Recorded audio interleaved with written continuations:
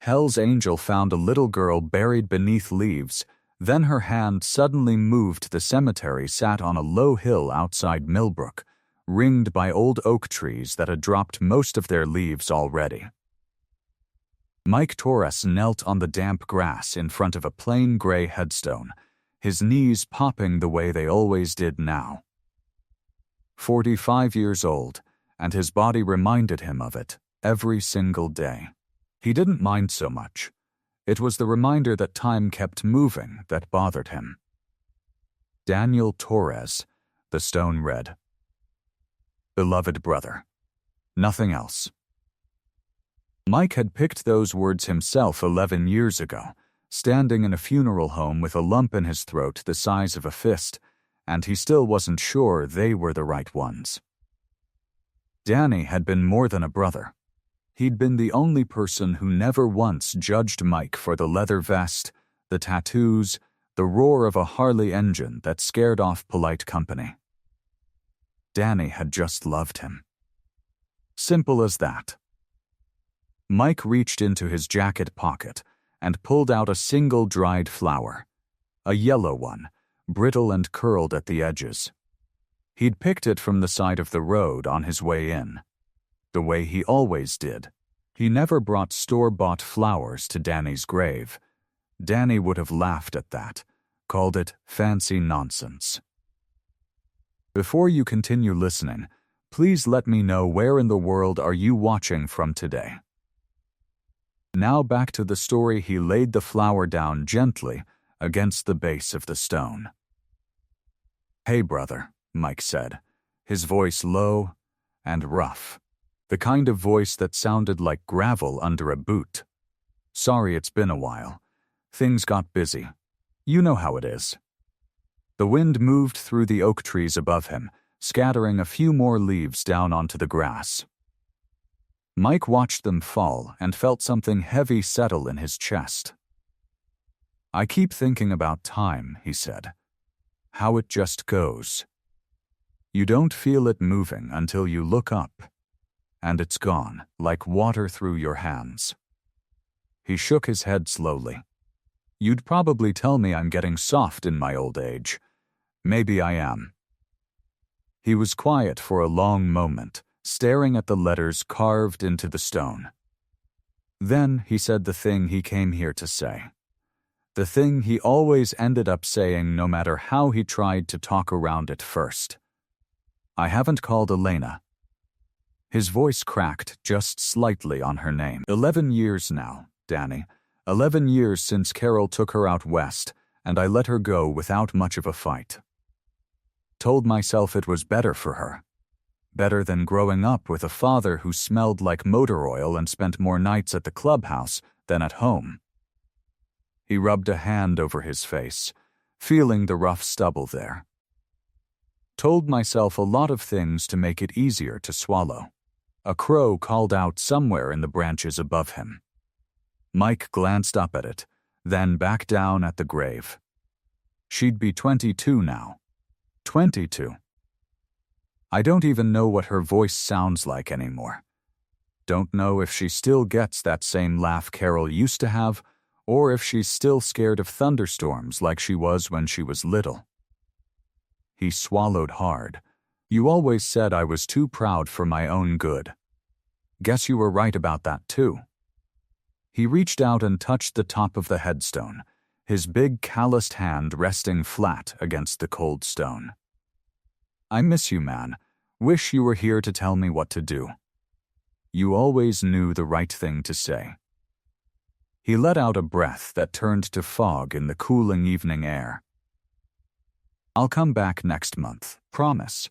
Mike stayed kneeling a moment longer, letting the quiet of the cemetery settle over him like a blanket. The sun was beginning to dip low behind the hills, painting the sky in streaks of orange and gold. He pushed himself up to his feet slowly, his knees complaining again, and brushed the dirt from his jeans. He walked back down the gravel path to where his Harley was parked at the edge of the cemetery, its chrome catching the last of the daylight. He swung his leg over the seat and settled into it, the familiar weight of the bike grounding him. Next month, he said again, quieter this time, mostly to himself. The engine roared to life beneath him, loud and steady, and Mike pulled out onto the empty back road that stretched toward Millbrook. The golden light of dusk faded slowly around him as he rode, the wind cool against his face, the road ahead empty and quiet. The road narrowed as it curved deeper into the trees, and the light was going fast now, that gray-blue hour when the world starts losing its edges. Mike had ridden this stretch 100 times before. He knew every bend of it, every pothole, every spot where the asphalt buckled from years of frost and thaw. It was a lonely road, the kind that didn't see much traffic once the sun started dropping, and tonight was no different. No headlights behind him, none ahead. The woods on both sides had gone thick and dark, the oaks and maples pressing close to the shoulder like they were leaning in to listen. Leaves covered the ground everywhere, a carpet of red and brown and gold that the wind kept stirring up and settling down again. Mike had always liked this time of year. Something about the smell of it, damp earth and dying leaves, made him think of being a kid, before the leather vest and the tattoos and all the years that came after. He was maybe 2 miles from the edge of town when something caught his eye. At first it was just a shape at the corner of his vision, gone as soon as he noticed it. But something in him, some old instinct built up over decades of riding and living rough, made him ease off the throttle and look again. There, off on the shoulder, maybe 20 feet ahead. A pile of leaves. That shouldn't have meant anything. There were piles of leaves everywhere along this road, wind drifted against the guardrails, banked up in the ditches. But this one was different. Mike couldn't have said exactly why at first, only that his gut told him so. The same gut that had kept him alive through bar fights and bad deals and 3 decades of hard road living. He slowed the bike further, rolling closer, and now he could see it. The other leaf piles along the road were scattered, uneven, shaped by wind and gravity into loose sprawling drifts. This one was different. It was mounded. Rounded at the top, tapered at the edges, almost too neat, like someone had raked it into shape on purpose. It sat just off the shoulder, half in the ditch, half out, and there was something about its size and its shape that made the hair stand up on the back of Mike's neck. He told himself it was nothing. Kids playing, maybe, somebody clearing their yard and dumping the leaves out here where nobody would mind. There were 100 easy explanations, and every single one of them made sense. But his gut wasn't buying any of it. Mike eased the bike onto the shoulder, gravel crunching under his tires, and came to a stop about 10 feet from the mound. He sat there for a moment, engine idling low and steady beneath him, staring at the pile of leaves in the fading light. The woods around him were quiet. Too quiet, maybe. No birds. No wind moving through the branches. Just the low grumble of his engine and the sound of his own breathing. He cut the engine. The silence that followed felt heavy, pressing down on him from every direction. Mike swung his leg over the bike and stood, his boots crunching against the gravel and dead leaves scattered across the shoulder.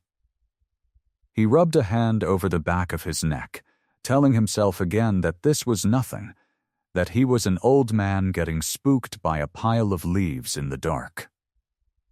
But he walked toward it anyway. Each step felt heavier than the last, a slow dread building in his chest that he couldn't explain and couldn't shake. The mound looked bigger up close, and stranger too, the leaves piled with a kind of careful deliberateness that no wind could have made. Something was wrong here. He could feel it in his bones, the same way he could feel a storm coming before the first cloud showed up in the sky. Mike knelt down beside the mound, his knees sinking into the cold, damp ground. His heart was pounding now, hard and fast against his ribs. He reached out with both hands, hesitating just a moment, and then began to brush the leaves aside. The first thing he saw was hair. Blonde hair, tangled with bits of leaf and dirt, matted against a small skull. Mike froze. His hands stopped moving, hovering just above the leaves, and for a second he couldn't make himself go on. Some part of him already knew what he was uncovering, and that part of him wanted to climb back on his bike and ride away and pretend he'd never stopped.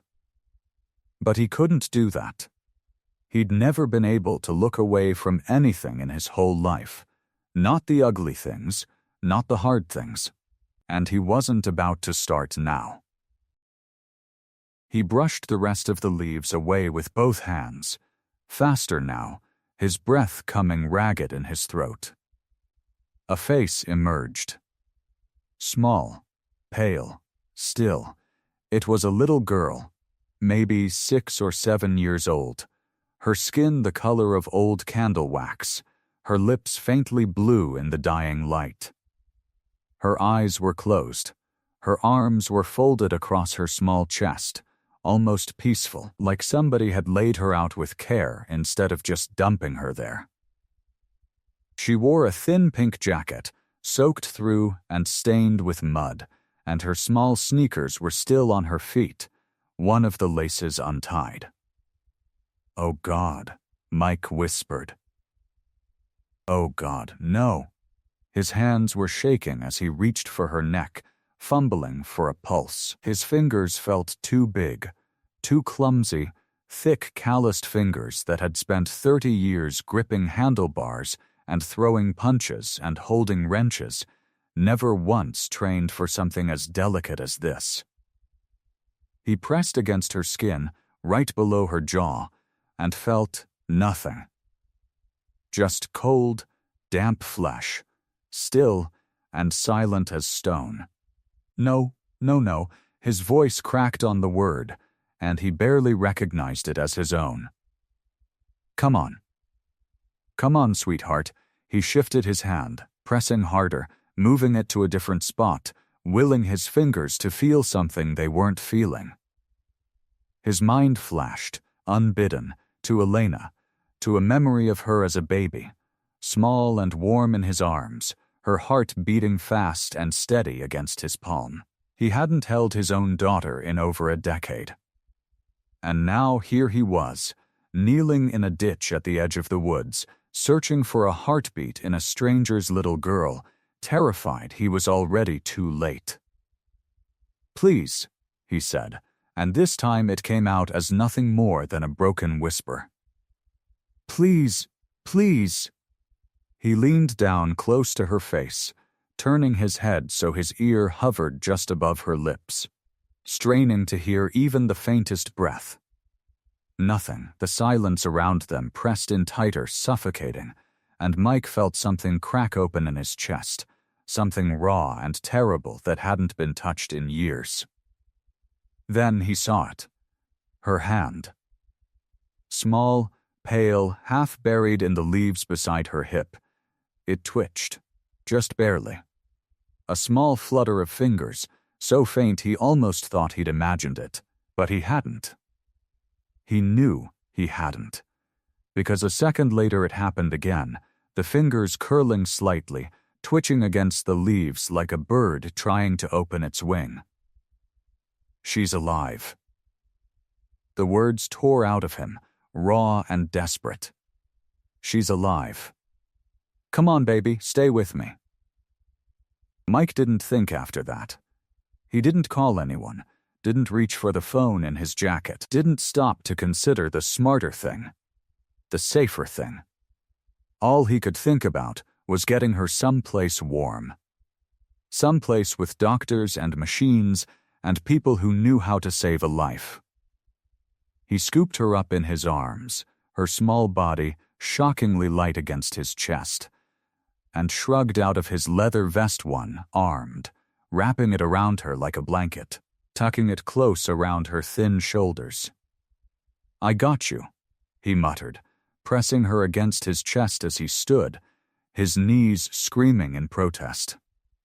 "I got you, sweetheart. Hang on." He carried her to the bike, swung his leg over the seat, and settled her against him, cradled in one arm while his other hand gripped the throttle.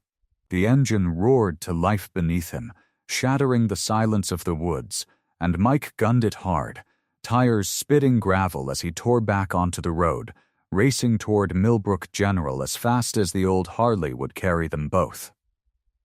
The doors of Millbrook General slammed open so hard they cracked against the walls. "I need help," Mike bellowed, his voice tearing through the quiet waiting room like a gunshot. "Somebody help me now." Heads turned. A woman in the corner gasped and pulled her own child closer. A man reading a magazine dropped it to the floor. For one frozen second, everyone in that room just stared at the huge leather-clad biker standing in the doorway, his gray beard wild, his arms wrapped around a small, limp body wrapped in a vest, leaves still tangled in the girl's hair and stuck to the leather like something out of a nightmare. Then the room exploded into motion. "I've got a child." Unresponsive. A nurse in blue scrubs came running, shouting over her shoulder toward the double doors behind the front desk. "Get me a gurney now." "Dr. Alvarez, we need you up front." Two more nurses appeared, wheeling a gurney so fast its wheels squealed against the tile floor. Mike didn't wait for instructions. He laid the girl down himself, as gentle as he'd ever done anything in his whole life, his big hands trembling as he pulled the vest away from her face. "She's got a pulse," he said, his voice cracking. "It's weak, but it's there." I checked twice. "Sir, we need you to step back." A nurse with short dark hair put a hand on his chest, firm but not unkind. "Let us do our job." "I found her in the woods," Mike said, the words tumbling out fast, desperate, like if he didn't say them now he never would. "Buried in leaves, off Route 9, past the old mill. I don't know how long she was out there. I don't know her name. She wasn't moving. I thought she was dead. And then her hand, sir," the nurse's voice was sharper now. "Step back." "Please." He stepped back. The gurney rattled away from him, wheeled fast through the double doors, a small army of scrubs and stethoscopes surrounding the girl's tiny body, swallowing her up until Mike couldn't see her anymore. The doors swung shut with a heavy final sound, and just like that, she was gone. Mike stood in the middle of the waiting room, his arms still curled like he was holding something, even though there was nothing left to hold. His hands were shaking. He looked down at them and saw blood. Not much, just a smear across his knuckles. And he didn't know if it was hers or his own from digging through the leaves. His vest was gone too, taken with her, still wrapped around her shoulders somewhere behind those doors. He became aware, slowly, that everyone in the waiting room was staring at him. A big man, 6'2", built like a linebacker gone to leather and ink, tattoos crawling up both forearms, a scar cutting through one eyebrow. Leaves clung to his shirt. Mud streaked his jeans. He looked like exactly what he was, a Hell's Angel who'd ridden out of the woods with a half-dead child in his arms, and he could see the fear and suspicion flickering across the faces around him. He didn't care. Let them stare. He walked to the row of plastic chairs bolted along the far wall and sat down heavily, his knees finally giving out from under him now that there was nothing left to do but wait. The chair creaked under his weight. He put his elbows on his knees and his face in his hands, and he stayed like that for a long time. Not moving, not speaking, just breathing. 20 minutes passed. Maybe 30. Mike had lost track. Finally, the same nurse who'd taken the girl from him came back through the double doors, her scrubs speckled with mud, her face tired but calm. She spotted him in the corner and walked over. "She's stable," the nurse said. "Still unconscious, but stable. We've notified the police. They'll want to talk to whoever found her." "That's me," Mike said. "I figured." She glanced at the mud on his jeans, the leaves still stuck to his boots. "You should go home and clean up. Get some rest. It could be a while before they know anything more." "I'm not going anywhere." The nurse hesitated. "Sir, you're not family. Once the officer arrives to take your statement, there's really no reason for you to. I'm not going anywhere," Mike said again, quieter this time, but with something hard and immovable underneath it. He settled back into the plastic chair like he meant to grow roots there. "I'll be right here." Morning light came through the waiting room windows, gray and thin, before the sun had really decided to show up. Mike hadn't slept. He dozed a little, his head tipped back against the wall, but every time the double doors swung open, he snapped awake, hoping for news. His back ached. His neck felt like someone had tied it in a knot. He was too old to be sleeping in plastic chairs, but he didn't move. He just sat there, watching the doors, waiting. Around 7, the nurse from the night before came out again. She looked like she hadn't slept much either, but there was something different in her face this morning. Not quite a smile, but close. "She's awake," the nurse said. Mike stood up so fast the chair scraped loud against the floor. "She's awake? Is she okay? Can I see her?" "Slow down." The nurse held up a hand. "She's awake, but she won't talk. Won't eat. Won't even look at anybody." The doctor tried. I tried. "She just stares at the wall like we're not even in the room." Mike's stomach twisted. "She's scared." "Probably," the nurse rubbed her eyes. "There's a police officer here now, wants to talk to her. Get a statement." "But she won't respond to him either. Won't respond to anybody." "Let me see her." The nurse hesitated, the way she'd hesitated the night before, like she was weighing something in her head that didn't have an easy answer. "You're not supposed to be back there. You're not family. You're not even a witness they know yet. I'm the only one she's seen since whatever happened to her," Mike said. "Maybe that counts for something." The nurse looked at him for a long moment. Then she sighed. "Come on. But you stay by the door. You don't touch anything, you don't say anything unless someone asks you to." "Understood, understood." She led him down a hallway that smelled like disinfectant and bad coffee, past rooms with curtains pulled tight, until they reached a door near the end. A young police officer stood just outside it, notepad in hand, looking frustrated. He had a fresh haircut, and shoes so shined they looked brand new, the kind of look that told Mike this wasn't a guy who'd been on the job very long. "Officer Reyes," the nurse said. "This is the man who found her."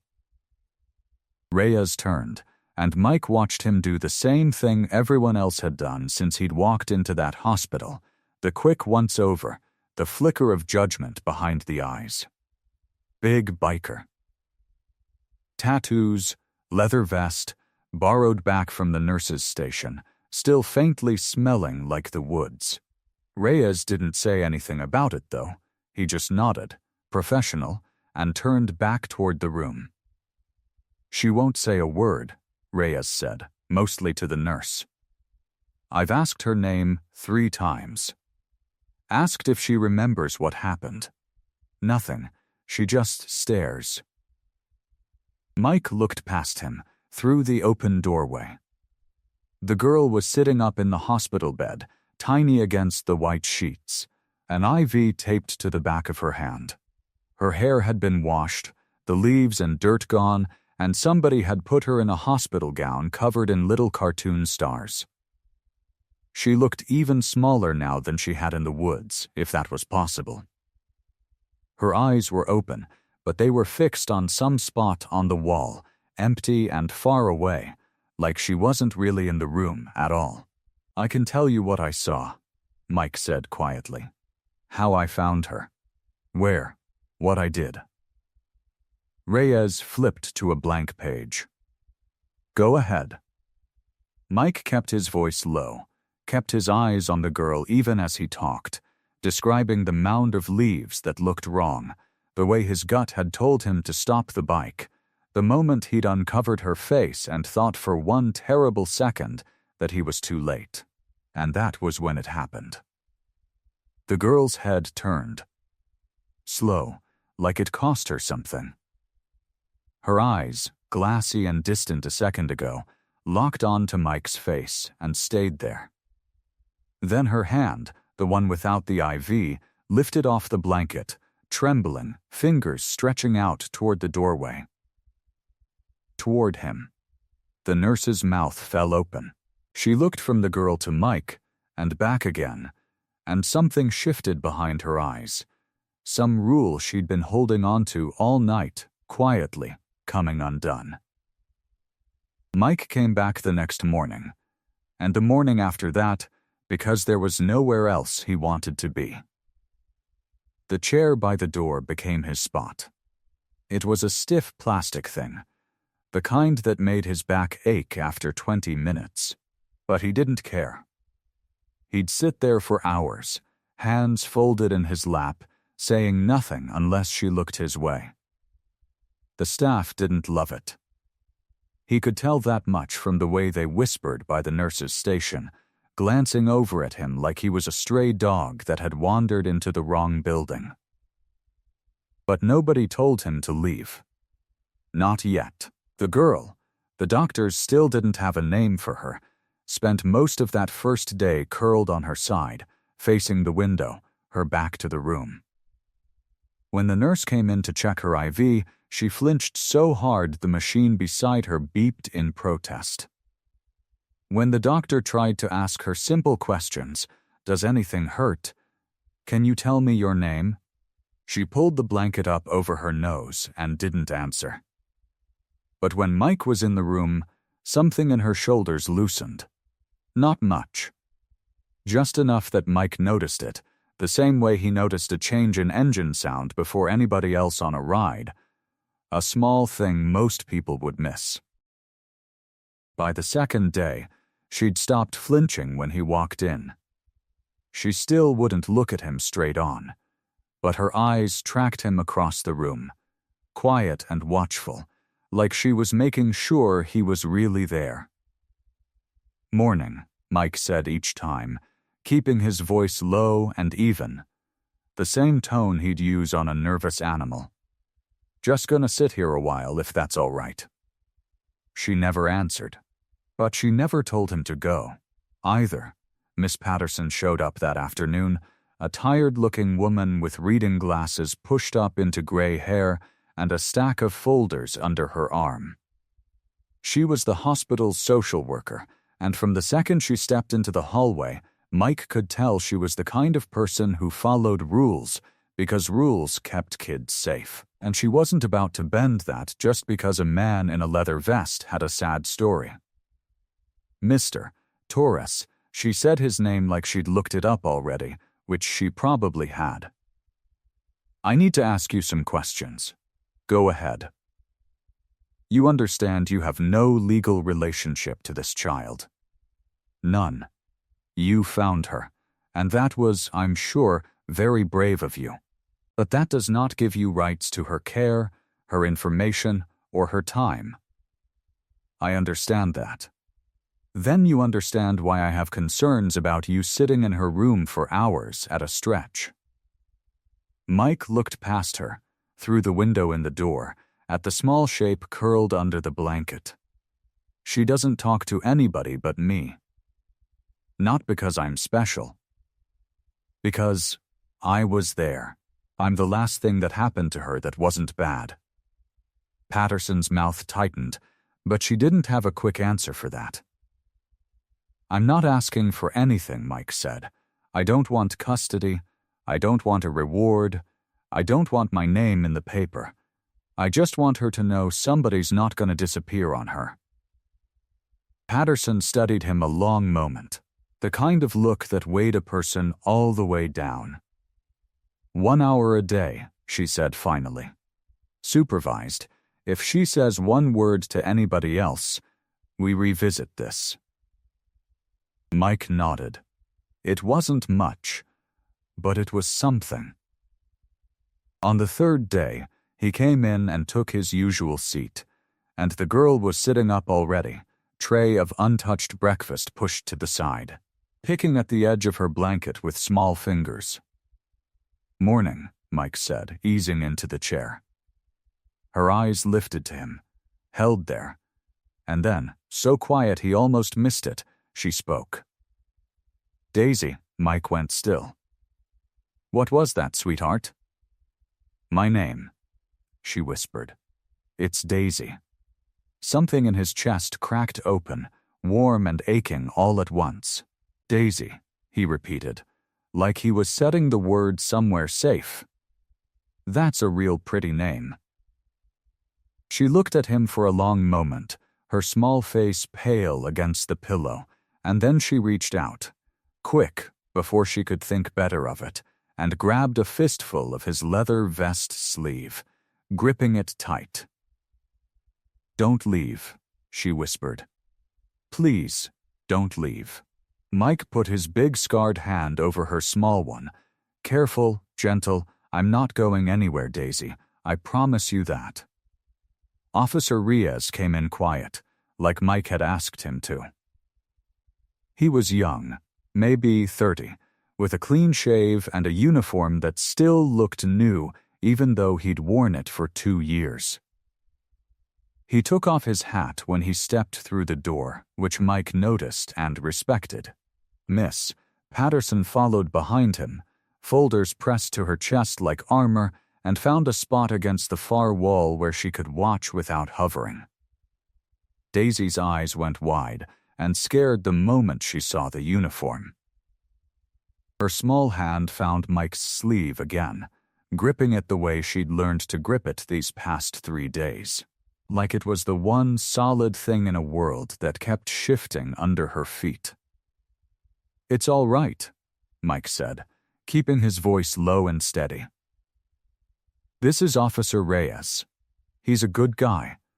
He's not gonna hurt you. He just wants to hear about your mommy, same as me." Daisy studied Reyes for a long moment, her small face pale against the pillow. Reyes stayed where he was, hands folded, patient. He didn't rush her. That patience seemed to loosen something in her, because after a while she gave a tiny nod. "Can you tell us what happened, Daisy?" Mike asked. "Before I found you. Can you tell us about the leaves?" Her chin trembled. She looked down at her lap, picking at the edge of the blanket the way she always did when the words were hard to find.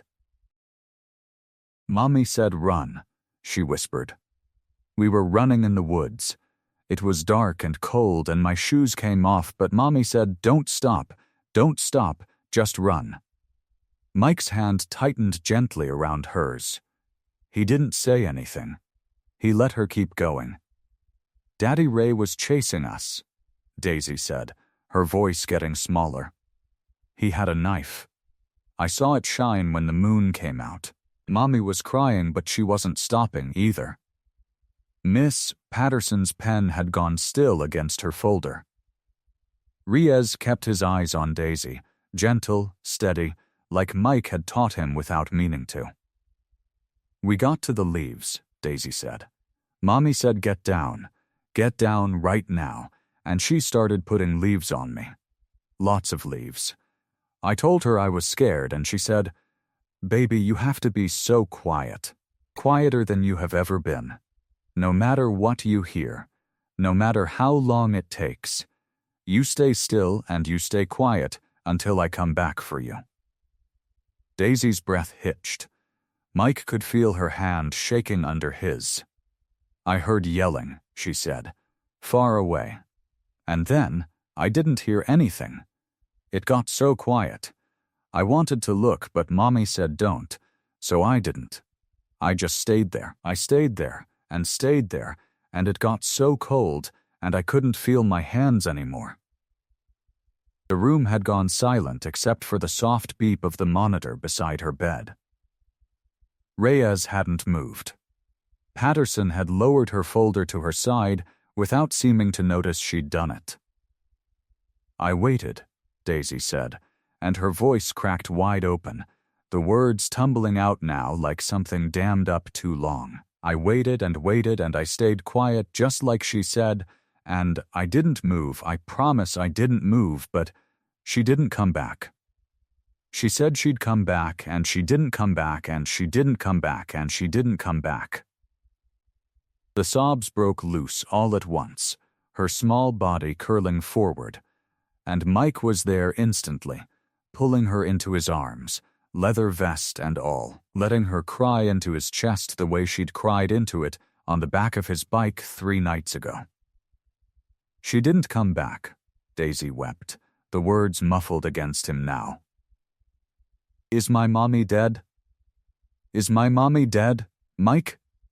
Mike held her tighter, his jaw tight, his eyes burning, and over the top of her head he looked at Reyes. He didn't say a word. He didn't have to. Something passed between the two men right then. Something as solid as a handshake and twice as heavy, a promise neither of them would say out loud in front of the child. "I will find out what happened to her mother. Whatever it takes." The next morning came gray and cold, the kind of light that made everything in Millbrook General look tired.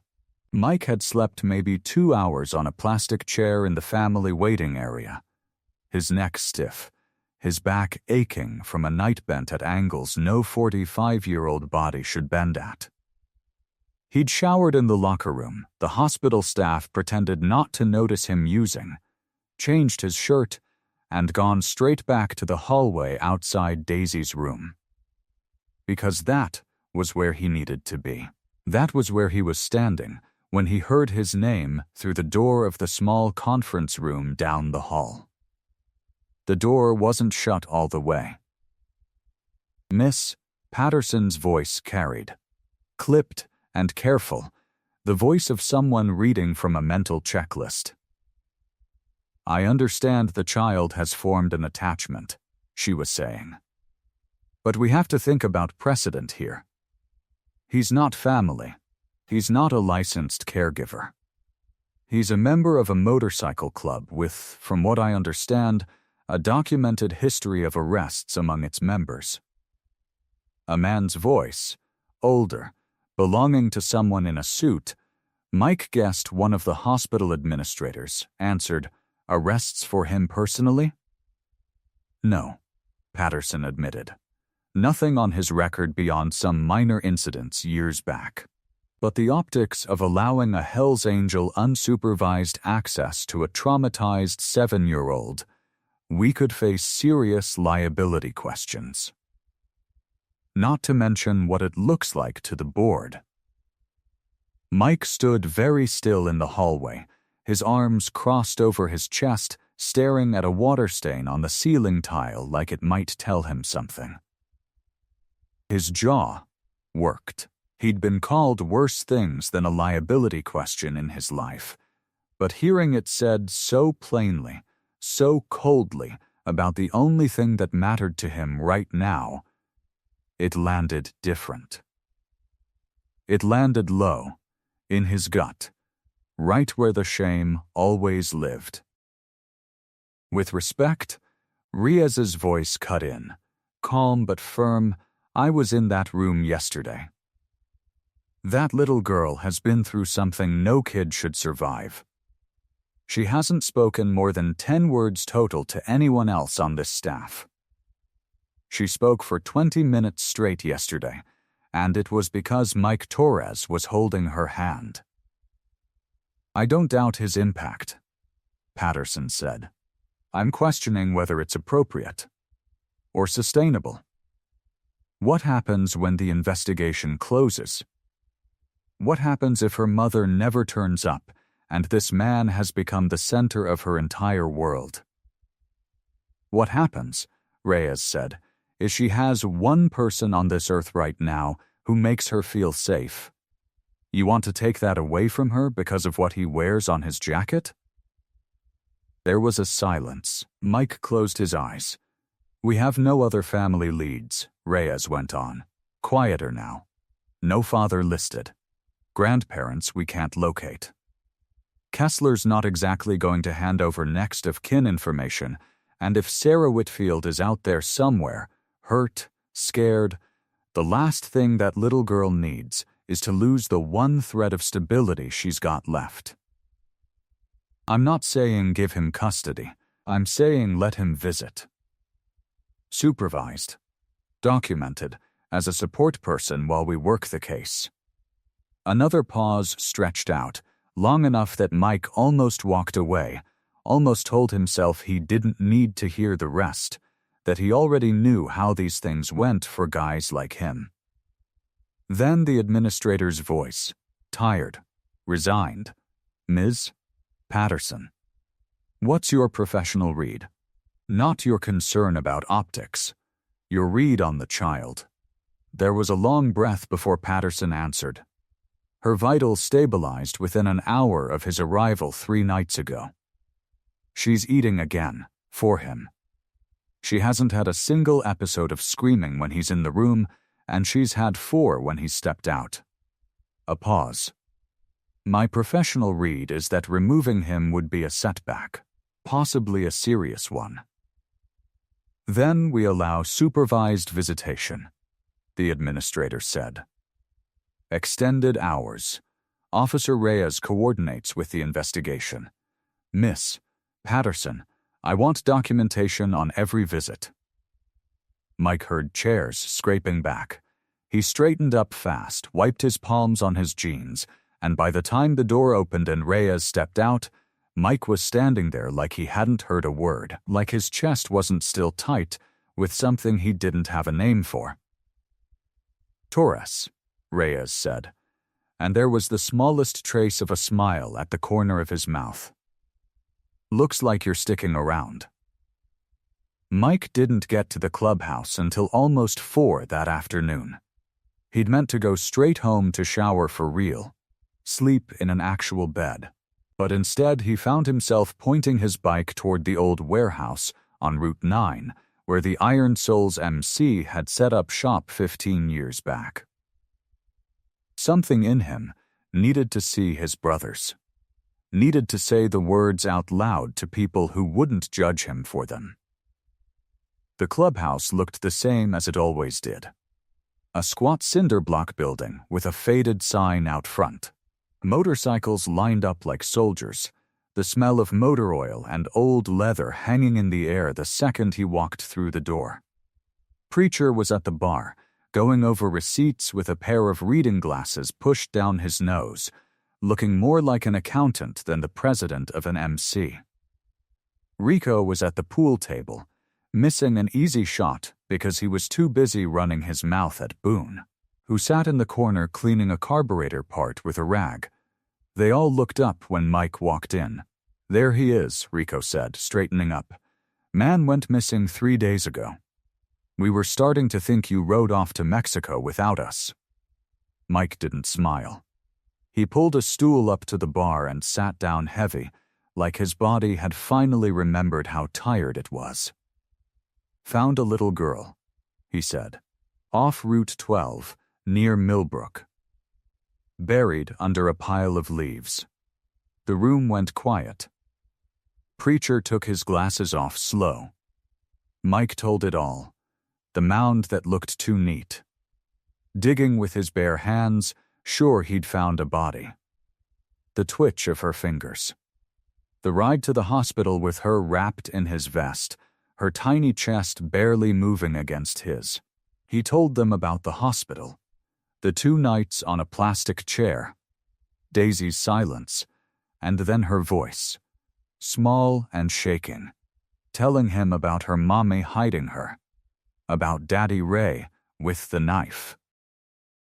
Rico set his pool cue down against the table without looking at it. Boone had stopped rubbing the rag over the carburetor part, he just held it, forgotten in his hands. Preacher sat there with his glasses folded on the bar, jaw tight, not saying a word, letting Mike get every bit of it out. "She thinks her mama's dead," Mike said, and his voice cracked on the last word, just barely, but enough that nobody in that room missed it. 7 years old. And she thinks she's got nobody left. For a long moment, nobody spoke. Then Boone, who was built like a refrigerator and rarely said much of anything, cleared his throat. "She got nobody left," he said, "except she's got you." Mike looked down at his hands. "I don't know what I'm doing, Boone. I couldn't keep my own kid. What makes me think I can be what this one needs?" Preacher stood up from his stool. He was 61 years old, built lean and gray, with the kind of quiet authority that never needed raising a voice to fill a room. He walked around the bar and put a hand on Mike's shoulder. "You already did the hardest part," Preacher said. "You stopped the bike. Most men would have kept riding. You didn't." Rico slapped the pool cue down onto the felt. "All right. So what do we do?" "You said a stepdad's out there somewhere." "Kessler.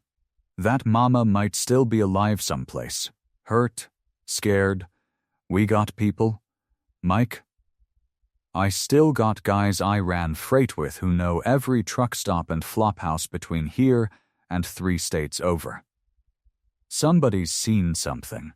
Boone nodded, already setting the carburetor part down on the workbench like it didn't matter anymore. "I can run this Kessler character down. Priors, addresses, known associates. I got a cousin who does skip tracing. I can get us paperwork most folks can't touch legal." "This girl," Preacher said, looking around the room at his men, "she's ours now. Whatever she needs, whatever Torres needs to give it to her. That's what the patch means, or it don't mean nothing at all." Rico raised a beer bottle off the bar like a toast. "To Daisy," he said, "and to finding her mama." Boone raised his rag like it was a glass, grinning despite himself. "To Daisy." Mike looked around at them, throat tight, and for the first time in 3 days, he felt like he wasn't carrying this alone. The diner smelled like burnt coffee and bacon grease, the kind of place that never changed its menu or its curtains since the 70s. Mike sat in a corner booth with cracked vinyl seats across from Officer Reyes, who had a manila folder open on the table between them like it was something fragile. Reyes was young, maybe 26, with the kind of clean-cut look that made him seem younger. He'd loosened his tie and taken off his hat, and there was a tiredness around his eyes that told Mike the kid had been working this case harder than his shift required. "Coffee's terrible here," Reyes said, "but nobody bothers us." Mike wrapped his big hands around the mug anyway. "Talk to me." Reyes slid a photo across the table. A man, maybe 40, thick neck, buzzed hair, eyes that looked flat even in a still picture. Raymond Kessler. 42. Priors going back 9 years. 3 domestic violence complaints filed against him, 2 by Sarah Whitfield herself, 1 by a previous girlfriend before that. 3 complaints, Mike said, voice low. So people knew. Cops knew. Complaints got filed, Charges never stuck. Whitfield dropped hers both times, which happens more than you'd think. Scared women recant. It's not on her, Mike. Man like this, he isolates them. Makes them believe nobody else will help, makes them believe it's their fault. Reyes tapped the folder. Here's the part that's gonna make you mad. Sarah Whitfield was never reported missing. Mike's jaw tightened. What do you mean never reported? Her kid was buried alive under a pile of leaves. I mean, nobody called it in. No family member, no neighbor, no employer noticing she didn't show up. As far as the system's concerned, until 3 days ago, Sarah Whitfield didn't exist as a missing person. She just wasn't there anymore, and nobody official knew to look. Mike sat back, feeling something cold settle into his stomach. How does that happen? How does a mother and a little girl just disappear and nobody notices? Reyes shook his head slow. Isolation? Probably. Kessler probably cut her off from family. Maybe they moved around a lot. Maybe she didn't have coworkers who'd notice. It happens more than people want to believe. Some women get so boxed in they don't have anybody left to miss them. So, where do we start? Mike asked. What's the department doing? We've got an AB out on Kessler's vehicle. We're checking hospitals, shelters, morgues within a 100-mile radius for a Jane Doe matching Sarah's description. We're running Kessler's known associates, checking if he's got family or old friends who might be sheltering him. Reyes closed the folder. But I'm going to be straight with you, Mike. This is going to take time. Paperwork, jurisdiction issues. We got to coordinate with 3 different counties, potentially. It's not fast. Mike stared down at his coffee, the surface gone still and dark. Somewhere out there, a woman who'd near died protecting her daughter might be lying in a ditch, or a hospital bed, or worse, and the system that was supposed to find her moved at the speed of paperwork. Time's the one thing she might not have, Mike said quietly. Reyes looked at him for a long moment, something passing behind his eyes that wasn't quite official. I know it's not enough. I'm doing everything I can within what I'm allowed to do. I just wanted you to have the truth instead of nothing. Mike nodded, and meant it. I appreciate you being straight with me, Reyes. I do. He stood up, dropped a 5 on the table for the coffee, and shook Reyes's hand firm. You find anything, Mike said. Anything at all. You call me. Count on it, Reyes said. Mike walked out into the parking lot, the afternoon sun hard and bright after the dim diner light. He stood by his bike for a second, running a hand down his face, feeling the weight of what Reyes had told him settle into his bones. Official channels, paperwork, jurisdiction issues. Somewhere out there was a woman who might be dying while 3 different counties figured out who was supposed to call who first. That wasn't good enough. Not for Daisy. Not for the woman who'd hidden her own daughter under leaves rather than let a monster find her. Mike pulled out his phone and dialed Boone before he'd even swung his leg over the bike. Boone, he said when it picked up, forget the paperwork route. I need you calling every trucker, every bar owner, every back road contact we got between here and 3 states over. We're looking for a woman, Sarah Whitfield, and a man named Raymond Kessler.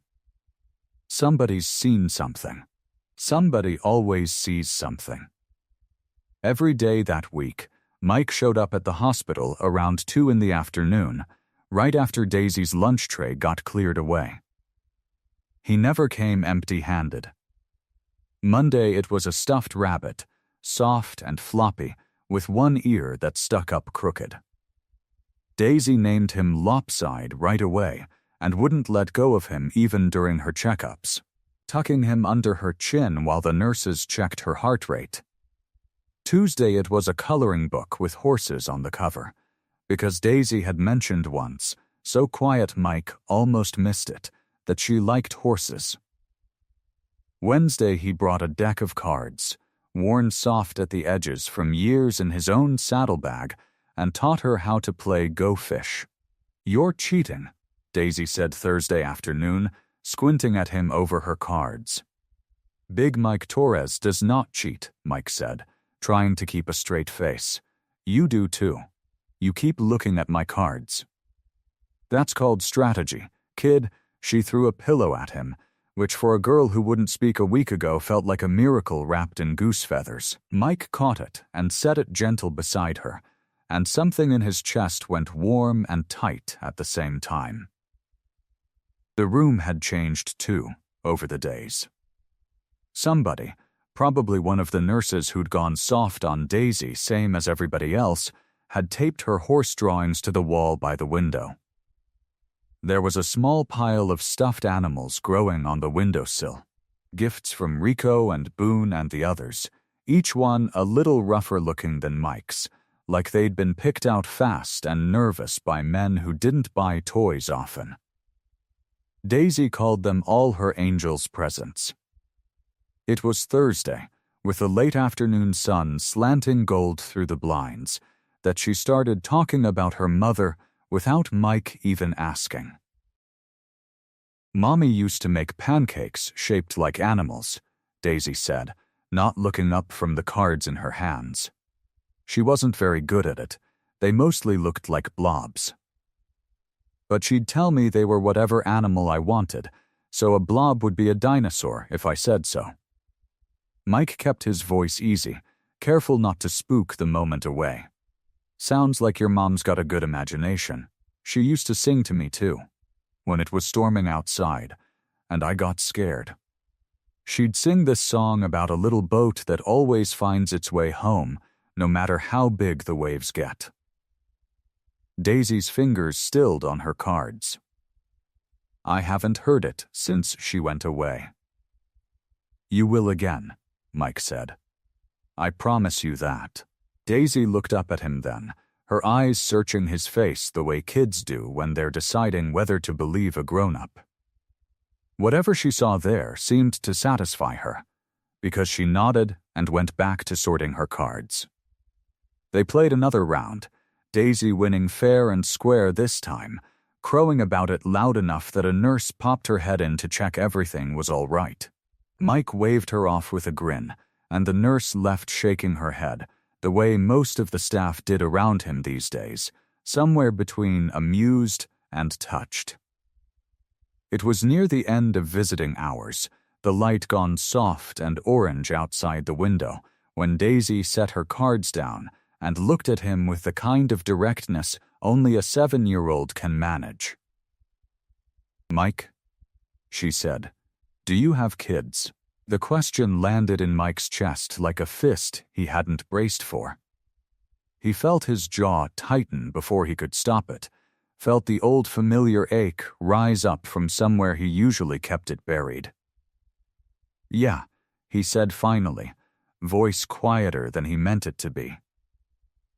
"I got a daughter. Her name's Elena." Daisy tilted her head, waiting, the way kids do when they know there's more to a story. "I haven't talked to her in a long time," Mike said. "Long time. Longer than I'd like to admit. How come?" Mike looked down at the cards in his hands, at Lopside the rabbit tucked against Daisy's side, at anything that wasn't Daisy's honest, searching eyes. "Grown-up stuff," he said. "Stuff I should have fixed a long time ago and didn't." Daisy studied him a moment longer, then reached over and patted his big scarred hand with her small one, like she was the one comforting him instead of the other way around. Friday afternoon, Mike stood outside Daisy's door with 3 grown men who suddenly looked like they'd rather be facing down a rival club than walking into a hospital room.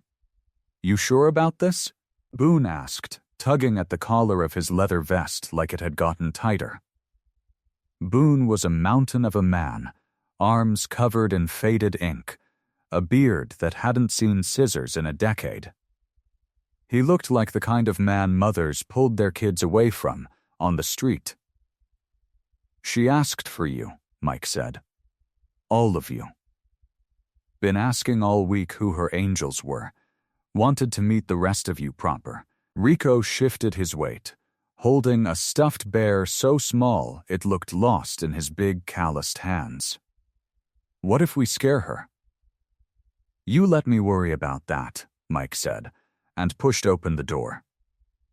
Daisy was sitting up in bed, lopside tucked under one arm, and the second she saw the three men crowd into the doorway behind Mike, her whole face lit up like somebody had flipped a switch. "You brought them," she said, practically bouncing. Boone froze in the doorway, and for a second Mike thought the big man might actually turn around and walk back out. Then, Daisy patted the edge of her bed, an invitation, and something in Boone's shoulders loosened. "Hey there, little bit," Boone said. Voice gruff but gentle, lowering himself into the chair beside her bed like he was approaching something fragile and precious. "Heard you like horses." "I love horses," Daisy said. "Mike brought me a coloring book. Wanna see?" For the next 20 minutes, the room filled with a kind of noise it hadn't heard before. Rico set his stuffed bear on the windowsill with the others, then got roped into a game of Go Fish that he lost spectacularly, much to Daisy's delight. The third man, a quieter biker named Cutter, sat back against the wall with his arms crossed. But even he was smiling by the time Daisy started narrating her horse drawings one by one, explaining which one was fastest and which one was the meanest, and which one, a brown one with a crooked mane, was named after Lopside because she'd run out of horse names. It was Boone who taught her the fist bump. "Like this," he said, holding out his massive fist. "You tap it, then you go boom, fingers open, like it's exploding." Daisy tried it, her small fist barely covering half of his knuckles, and when she got the explosion part right, flinging her fingers wide with a little shh sound effect, Boone laughed so loud a nurse stuck her head in to check what all the commotion was. She found 4 grown bikers and a 7-year-old girl fist bumping in a circle, Daisy directing everyone on how to do it properly, insisting Rico's explosion wasn't dramatic enough. "Bigger," she told him. "Like fireworks." Rico tried again, flinging his fingers wide with an exaggerated boom, and Daisy nodded in satisfaction like she'd just trained him well. The nurse, a woman named Carla who'd been skeptical of the whole biker situation since day one, stood in the doorway a moment longer than she needed to. Watching, something in her face softened before she quietly pulled the door shut again to give them privacy. By the time visiting hours wound down, Daisy was worn out in the good way. Cheeks pink from laughing, Lopside squeezed tight against her chest. She looked around at the 4 men gathered in her small room, at the stuffed animals lined up on her windowsill, at the horse drawings taped crooked to the wall. "You're all my angels," she announced, like she was making it official. "Every single one of you." Nobody said anything for a second. Boone cleared his throat and looked away, blinking hard. Rico suddenly found something very interesting on the floor to stare at. Even Cutter, who hadn't said more than a few words the whole visit, had to look out the window for a moment. Miss Patterson had been standing just outside the door for the last few minutes, clipboard in hand, watching through the narrow gap. She'd come to observe, to make note of who was visiting and whether it was appropriate, the way her job required. But watching Daisy's face, lit up brighter than it had been in the 2 weeks since she'd been admitted. Watching 4 rough-looking men trade gentle looks like they didn't know what to do with all the feeling in the room. She found herself writing something different in her notes than she'd expected.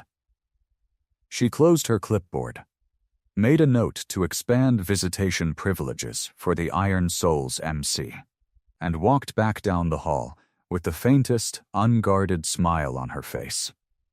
The phone rang at 11:47 at night, and Mike was awake to hear it. He'd been lying on top of his covers, boots still on, staring at the ceiling fan turning slow circles above his bed. Sleep hadn't been coming easy lately. Too much on his mind, too much riding on finding answers that didn't seem to want to be found. He grabbed the phone off the nightstand before the second ring finished. "Yeah, Mike." Rico's voice came through rough and fast, like he'd been running or talking too quick for his own breath to catch up. "Mike. You awake?" "I am now." "What is it?" "I got a call from Dutch. You remember Dutch? Drives long haul for that freight company out of Ashford?" Mike sat up, swinging his legs off the bed, both boots hitting the floor. "I remember Dutch. What about him?" "He's got a cousin who volunteers over at the women's shelter in Ashford, the one on Route 9, by the old feed store." Rico paused, and Mike could hear him take a breath like he was steadying himself before he said the next part. "She told him something. Said 2 weeks back, same night your girl Daisy got found in those leaves, a woman came stumbling into that shelter, half dead. Beat up bad. Couldn't hardly talk straight, kept saying somebody's name, kept trying to describe a little girl, but she was so out of it from the pain and the fear that nobody could make sense of what she was saying. They cleaned her up, got her to a doctor, but she didn't have ID on her. Nothing, just showed up out of the dark." Mike's chest went tight. He stood up so fast the room seemed to tilt sideways for a second. "Same night?" "Same night, Mike. Dutch's cousin said the woman's been getting better since. Physically anyway, but she's still real shook up. Won't talk to the cops. Barely talks to anybody. But she keeps asking about a girl. A little girl." For a second, Mike couldn't say anything at all. He just stood there in the middle of his bedroom, phone pressed hard against his ear, his heart pounding like a fist against his ribs. "Description," he said finally. "She give a description?" "The cousin, I mean. What's this woman look like?" "Brown hair, dark eyes, about 5'5". Said she's got a scar along her jaw from stitches, still healing. 30-something. Rico's voice dropped lower. "Mike, it matches. It matches what Reyes had in that file. The one on Sarah Whitfield." Mike closed his eyes. 2 weeks of dead ends. 2 weeks of Daisy waking up crying some nights, asking if her mommy was ever coming back, and Mike never having an answer that felt like enough. 2 weeks of him telling himself he wasn't going to let himself hope too hard, because hoping too hard was how a man got his heart torn clean out of his chest. But this felt different. This felt real. "Rico." "You're a damn miracle," Mike said, already grabbing his jacket off the back of the chair. "Tell Dutch I owe him a case of whatever he drinks. Tell his cousin the same." "What are you gonna do?" "Gonna call Reyes right now. Can't just show up over there without him, not if this turns into something official. Gotta do this right." He hung up before Rico could answer and immediately scrolled through his contacts until he found the number Reyes had given him weeks back, the direct line, the one Reyes said to use if anything came up, day or night. Reyes picked up, on the third ring, voice groggy. "This better be good, Torres." "It might be," Mike said. "It might be real good." He laid it out fast. Everything Rico had told him, the shelter in Ashford, the timing, the description. The woman who wouldn't talk, but kept asking about a little girl. He heard Reyes go quiet on the other end, heard the creak of a bed, the sound of the young officer sitting up, suddenly, wide awake. "That's her," Reyes said finally. "Quiet. That's got to be her." "I want to go first thing," Mike said. "Soon as the sun's up. You in?" "I'm in. I'll drive. 6 a.m., I'll swing by your place. I'll be ready." They hung up, and Mike stood there in his dark bedroom, phone still in his hand, heart hammering somewhere between hope and terror. He didn't sleep at all that night. He just sat by the window, watching the sky, waiting for the first gray light of morning to come. The sky was still gray when Reyes pulled his truck into Mike's driveway at 6 sharp. Mike was already outside, leaning against his porch rail, arms crossed, jacket zipped up against the morning chill. He hadn't eaten. Couldn't have kept anything down anyway. "You look like hell," Reyes said as Mike climbed in. "Feel like it too." Reyes pulled out onto the road, and for a while neither of them said much. The radio was off. Just the hum of tires on asphalt, and the gray light slowly turning gold as the sun came up over the tree line. Mike stared out the window, watching the fields roll by, brown and empty this time of year. His hands wouldn't sit still. He kept opening and closing them, cracking his knuckles, rubbing his palms against his jeans. "You okay?" Reyes asked. "No," Mike said honestly. "I keep thinking about what we're gonna find. We're gonna find a woman who needs help. That's all we know right now." "That's not all I'm thinking." Mike's jaw tightened. "What if this ain't her?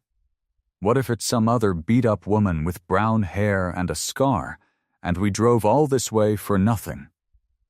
Or worse." He stopped. "Or worse what?" Mike didn't answer right away. He kept his eyes on the window, on his own reflection ghosted over the passing fields. "Or worse, it is her, and she didn't make it. What if we get there, and this whole thing ends with somebody handing us a name for a headstone?" Reyes was quiet for a second. "You gotta stop doing that. Building the worst thing in your head before you even know. Easy for you to say. You don't got a little girl back at that hospital asking every single day if her mama's coming home." That shut things down for a while. The truck kept moving, mile after mile, past a gas station, past a church with a crooked steeple, past a dog running loose along a fence line. Mike's knee bounced. He couldn't stop it. By the time they crossed into Ashford, the sun was fully up, spilling gold across the old feed store and the rusted grain silos beside it. Reyes slowed the truck, checking the GPS on his phone, and turned down a narrow side road that Mike wouldn't have noticed on his own. The shelter sat back from the road, a low brick building with a chain-link fence around it and a small hand-painted sign out front that just said Haven House. Nothing else. No big markings. Nothing that would draw attention. Made sense. Women hiding from men like Kessler needed a place the world couldn't easily find. Reyes parked, and Mike was out of the truck before the engine even stopped rattling. "Mike," Reyes said, hurrying to catch up.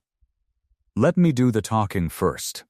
They're not gonna just hand information to a guy who looks like he could break down a door." Mike almost laughed, despite everything sitting like a rock in his stomach. Fair. They walked up to the front door, and Reyes rang the buzzer. A moment later, a woman's voice crackled through a small speaker. Can I help you? Officer Reyes, Millbrook PD. I called ahead this morning.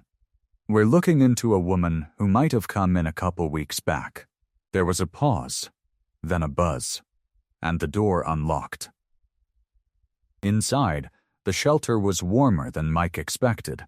Soft yellow walls, framed photos of sunflowers, the smell of coffee brewing somewhere down the hall. A woman in her 50s met them in the entryway, silver hair pulled back, reading glasses pushed up on her head. She introduced herself as Ellen, the shelter's director. "You're here about the Jane Doe," she said, not wasting time. "Yes, ma'am," Reyes said. "We think she might be connected to a case we're working. A missing woman named Sarah Whitfield." Ellen studied them both for a long moment, her eyes flicking to Mike's leather vest, his tattoos, the size of him filling up the small entryway. Then she looked back at Reyes and seemed to decide something. She came in bad shape, beaten up something terrible. We didn't know her name at first, she couldn't hardly speak.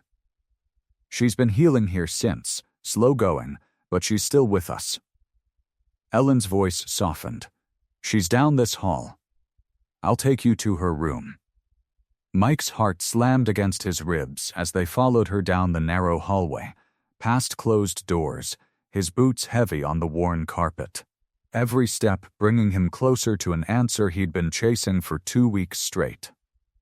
Ellen stopped outside a door near the end of the hall, painted the same soft yellow as the walls. A small paper sunflower was taped to it, the kind a child might make in school.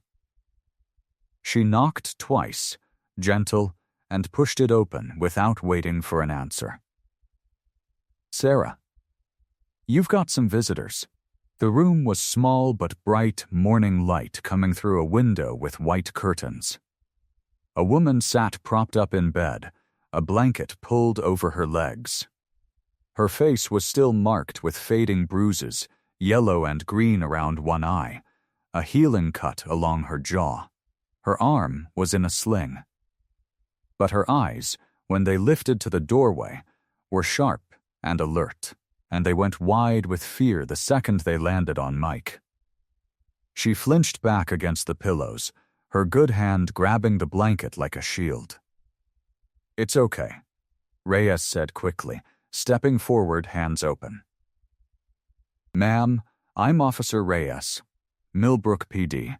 This is Mike Torres. We're not here to hurt you. We're here because we think we might know something about your daughter." The word daughter cut through the fear on her face like a knife through paper. Her whole body went still. "Daisy?" Her voice cracked on the name, like she hadn't said it out loud in weeks and was afraid of what might happen if she did. "You know where Daisy is?" Ellen stepped in from the doorway, glancing between them. Once her paperwork caught up, hospital records confirmed it. "This is Sarah Whitfield." Mike's chest tightened so hard he thought his ribs might crack. He'd pictured this moment 100 different ways on the drive over, and none of them had prepared him for the raw, desperate hope on this woman's face. "Yes, ma'am." His voice came out rougher than he meant it to. "I know where she is." Sarah's hand flew to her mouth. For a second she didn't move at all, like she was afraid to believe it, like hope was something that had burned her before and she didn't trust it not to burn her again. "Is she?" Sarah's voice broke apart. "Is she alive?" Please tell me she's alive. She's alive," Mike said. "She's safe. She's at Millbrook General. I found her myself, out on the road, under some leaves. She's been asking for you every single day." Sarah made a sound then that Mike would never forget as long as he lived, a sound that was half sob and half laugh, something torn loose from deep inside her chest. She pressed both hands over her face, her shoulders shaking, and the tears came so hard and so fast that Ellen moved to her side, resting a hand gently on her back. I looked for her, Sarah gasped out between sobs. Every day. Every single day since I got here, I've been trying to tell someone. I filed a report. I called the police in 3 different counties. I told the caseworker here. I told anybody who would listen. My daughter is out there somewhere. Please find my daughter. She looked up at Reyes, her eyes wild with weeks of buried grief. Nobody could tell me anything. They said there was no record of a missing girl matching her description. I thought maybe he found her first. I thought maybe She couldn't finish the sentence. She didn't have to. Reyes shook his head, his own voice tight. There was a gap, ma'am. A bad one. Mike found her before anybody filed a formal report with a name attached. The county lines, the paperwork, it all got tangled up. You were looking for her through the system, and we were looking for you outside of it. We were both trying to find the same person, and it never connected. Not until now. Sarah let out a broken laugh through her tears, shaking her head like she couldn't decide whether to be furious or grateful, whether weeks of terror could somehow be undone by 4 words. She's really okay? She's really okay, Mike said again, and his own eyes were burning now too, hot and wet, and he didn't bother wiping them away. She's tough. Tougher than anybody I ever met. She's been waiting for you. Sarah reached out with her good hand, grabbing onto Ellen's arm like she needed something solid to hold on to, and she cried. And cried. Weeks of fear and guilt and grief pouring out of her all at once, right there in that small yellow room with the paper sunflower taped to the door. By the time the afternoon light slanted long through the white curtains, Sarah's tears had slowed enough for her to talk. Ellen had brought her a cup of tea she hadn't touched, and Reyes sat in the corner chair with his notepad open on his knee, though he wasn't writing much. Mostly he just listened. It was almost dark, Sarah started, her voice still raw. Ray had been drinking since the afternoon. I knew the signs. I've known them for a long time. She looked down at her hands, at the sling holding her arm against her chest. I grabbed Daisy and we ran out the back door before he even noticed we were gone. I thought if we could just get to the road, somebody would stop for us. She stopped, swallowing hard, like the memory itself had a taste she couldn't wash out of her mouth. He caught up faster than I thought he would. He'd taken the truck around the front, cut us off near the tree line. Her good hand tightened around the blanket. We ran into the woods instead. It was the only way to go. Branches everywhere, and Daisy was crying, and I kept telling her to be quiet. To be so quiet. Mike sat very still, his big hands folded together between his knees, listening the way he might listen to a brother in the club telling him something that mattered. There was a ditch, off to the side, full of leaves that had piled up from the wind. I don't even know why I thought of it. I put her in there and I told her not to move. Not for anything. Not even if she heard me scream. Sarah's voice cracked again, but she pushed through it. I told her Mommy loved her and I would come back for her. Then I ran the other way to pull him off from finding that spot. Reyes leaned forward slightly. That's when he caught you. Sarah nodded. He caught me about a quarter-mile from there. I don't remember all of it. I remember falling. I remember thinking I wasn't going to get back up, and then I don't remember anything until I woke up in a farmhouse kitchen with an old man pouring water on my face, asking me my name. You couldn't tell him, Mike said quietly. It wasn't a question. My jaw was broken in 2 places. I could barely open my mouth. I tried to tell them about Daisy, but nothing that came out made sense to anybody. By the time I could write things down clearly, days had passed. I wrote her name so many times on those forms. Daisy Whitfield. 7 years old. I begged them to look. She wiped at her eyes with the back of her good hand. I didn't know if she was even still breathing under those leaves.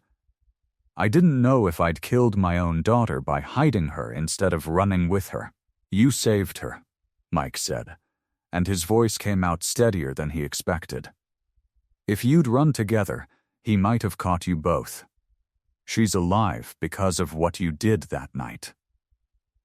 Sarah looked at him for a long moment, like she was trying to decide whether to believe him, and then she nodded, slow, and let out a shaky breath. Ellen returned a little while later with the doctor, a tired-looking woman with kind eyes, who checked Sarah's chart and nodded to herself. Her fever's been down for 2 days. The jaw is healing well. I don't see any reason she can't be moved. She looked at Sarah.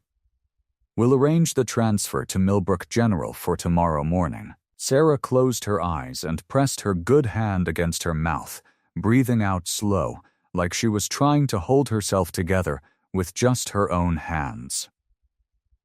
Mike stood up, pulling his phone from his jacket pocket before he even reached the hallway. He had Rico on speed dial before the door swung shut behind him. "Rico," he said, already grinning like a fool. "Get the guys together. We got a reunion to throw." By the time he made it out to his bike, his phone was already buzzing non-stop, one text after another lighting up the screen. Boone wanted to know if balloons were too much. Preacher was already talking about a banner. Somebody suggested a cake shaped like a motorcycle, and somebody else said that was the best idea anybody in the club had ever had. Mike swung his leg over the seat, laughing for the first time in what felt like weeks, and gunned the engine toward home.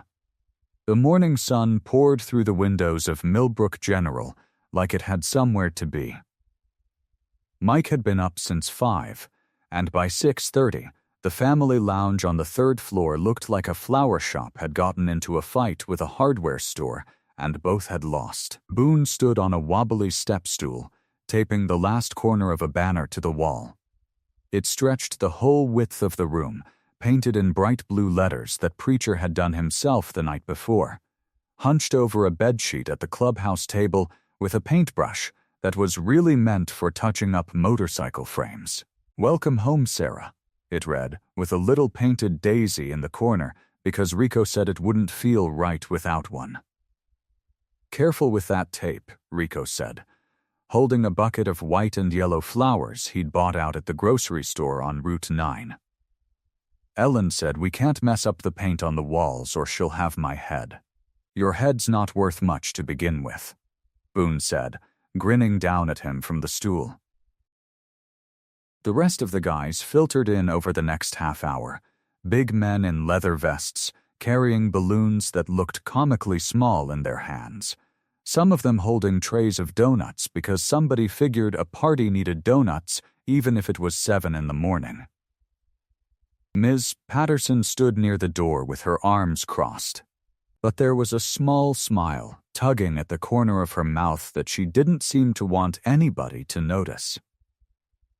Daisy sat on the little couch by the window, swinging her legs, watching everything with wide eyes. She'd asked Mike about 100 times that morning what the surprise was, and every time he just tapped his nose and told her to wait and see. She'd finally stopped asking, but her whole body still buzzed with it, like a live wire that couldn't sit still. She kept smoothing down the front of her dress, a little yellow one the nurses had found for her, like she wanted to look nice for whatever was coming. "Is it a puppy?" She asked Mike for what felt like the 10th time, tugging at his sleeve. "Better than a puppy," Mike said, crouching down so he was eye level with her. "Nothing's better than a puppy," she said seriously. Mike laughed, a deep sound that filled up the room and ruffled her hair. "You'll see, kiddo. Real soon." Officer Reyes arrived a little after 7, still in uniform, his hat under his arm. He'd asked to be there. Said he wanted to see this one through to the end after everything, and Mike had been glad to have him. Reyes stood near the doorway, smiling at the chaos of bikers hanging streamers and arguing about where the donuts should go. The room buzzed with a kind of joy that felt almost too big for the walls to hold. Somebody had brought a little boombox, and there was soft music playing, something old and sweet. Daisy had gotten up from the couch and was standing near the window, peering down the hallway every few seconds like she might catch a glimpse of whatever the surprise was going to be. Then, Reyes's phone rang. He answered it without much thought, stepping toward the doorway to hear better over the noise of the room. Mike caught sight of him out of the corner of his eye, still smiling, still half listening to something Boone was saying about the cake. But then, he saw Reyes's face change.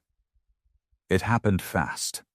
The easy, warm look drained right out of him, like somebody had pulled a plug somewhere deep inside. His shoulders went stiff. He turned away from the room, pressing the phone harder against his ear, stepping fully out into the hallway now, his voice dropping low and urgent, though nobody could make out the words. Mike's stomach dropped before his mind even caught up to why. He'd seen that look before, on men who'd just heard bad news they didn't know how to carry. Reyes stayed out there for almost a full minute, pacing a tight little circle, one hand pressed to his forehead. When he finally stepped back through the doorway, his face was pale, drained of all its color, and his eyes swept the room until they landed on Mike. He didn't say anything at first. He just walked straight over, weaving through bikers and balloons and the smell of donuts, and put a hand on Mike's arm.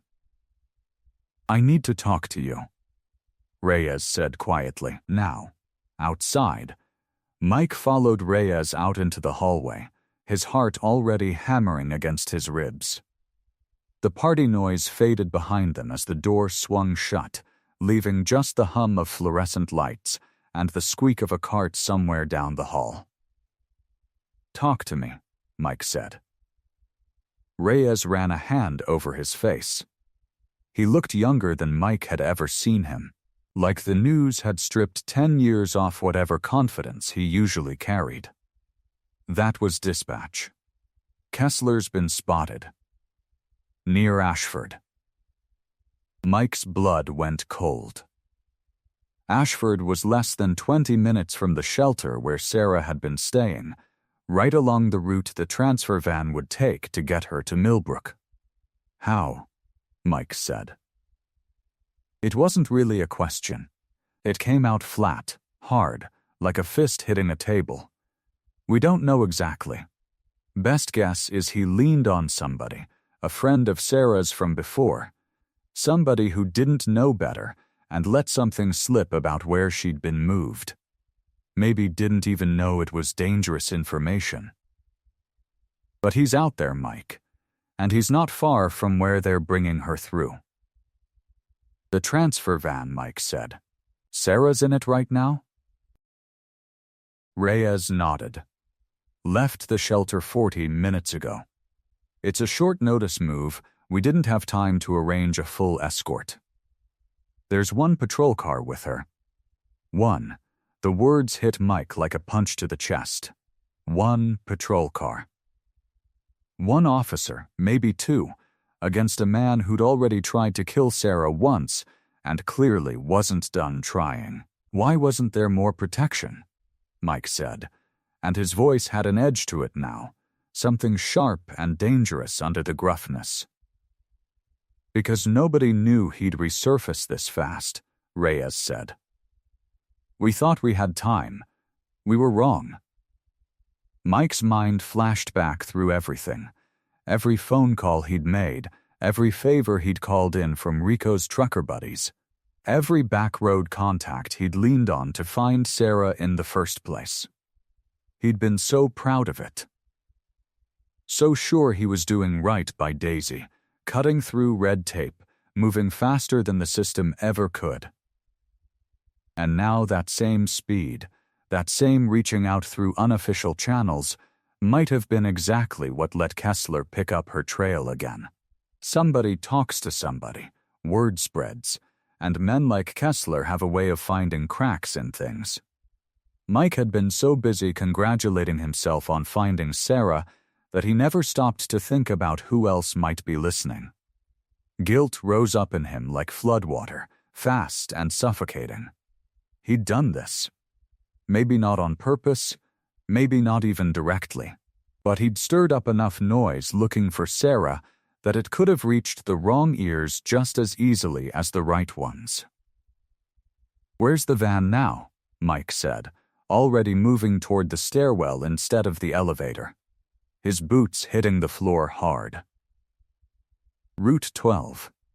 Coming up through the back roads to avoid the highway congestion, Reyes said, hurrying to keep pace with him. That's part of the problem. Fewer people out that way. Fewer eyes. Mike didn't answer. He was already pulling his phone from his jacket pocket, thumb jabbing at the screen so hard he nearly dropped it. Preacher picked up on the second ring. "Mike, we're kind of in the middle of a party over here, what's?" "Kessler's in Ashford," Mike said, cutting him off, his voice low and hard as steel. "Sarah's transfer van is coming up Route 12 with one squad car for backup. That's it. That's all they got." There was a beat of silence on the other end, and then Preacher's voice came back, no longer joking, no longer soft. "How many of us you need?" "All of us," Mike said. "Every bike we got. Tell the guys to suit up. We're riding out now." "On it," Preacher said, and the line went dead. Mike shoved the phone back into his pocket and looked at Reyes, who was staring at him with something between alarm and understanding. "You can't just ride out there and start a war on the road," Reyes said. "We're not starting anything," Mike said. "We're making sure nothing happens to that woman before she gets to see her daughter. You do what you gotta do on your end. Get more units out there if you can. But we're not waiting around for paperwork while Kessler gets a clean shot at her." He didn't wait for a response. He was already moving, taking the stairs 2 at a time, phone pressed back to his ear as he called the next number, and the next, his voice steady even as his heart pounded with guilt and fear in equal measure. 20 minutes later, the clubhouse parking lot roared to life, engines thundering in unison as 24 bikes lined up in formation, leather and chrome catching the morning sun, ready to ride. Mike took the stairs back up 2 at a time, his boots pounding against the concrete, but by the time he reached the door to Daisy's floor, he forced himself to slow down. He rolled his shoulders back. He wiped his palms on his jeans. He made his face go soft, the way it always did when he walked into her room, even though his heart was still slamming against his ribs like a fist against a locked door. The party noise spilled out into the hallway, balloons bumping against the ceiling tiles. Someone's phone playing tinny music. Daisy sat propped up in her bed, a paper crown slightly crooked on her head, Rico's old vest draped over her shoulders like a cape. She was laughing at something Big Sal had said, her whole face lit up in a way that still caught Mike right in the chest every single time he saw it. She spotted him in the doorway and her smile widened. "Mike, you missed Sal trying to do a magic trick, and it went bad." "Did it now?" Mike said, forcing a chuckle as he walked toward her bed.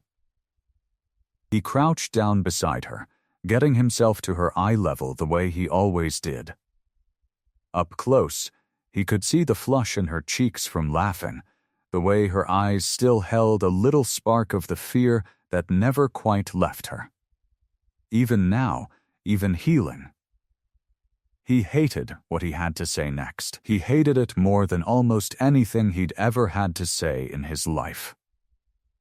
"Hey, sweetheart," he said, keeping his voice easy, gentle, the same tone he used the first night he found her wrapped up in leaves and darkness. "Your mama's still coming.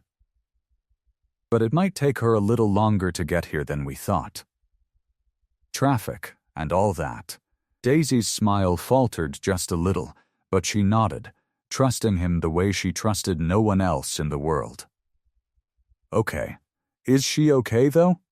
"She's just fine," Mike said, and the lie tasted like ash in his mouth. But he said it steady. He said it sure, because Daisy needed steady and sure right now, not his fear. "You just keep celebrating with Rico and the boys. All right? I gotta go take care of something real quick. You'll come back?"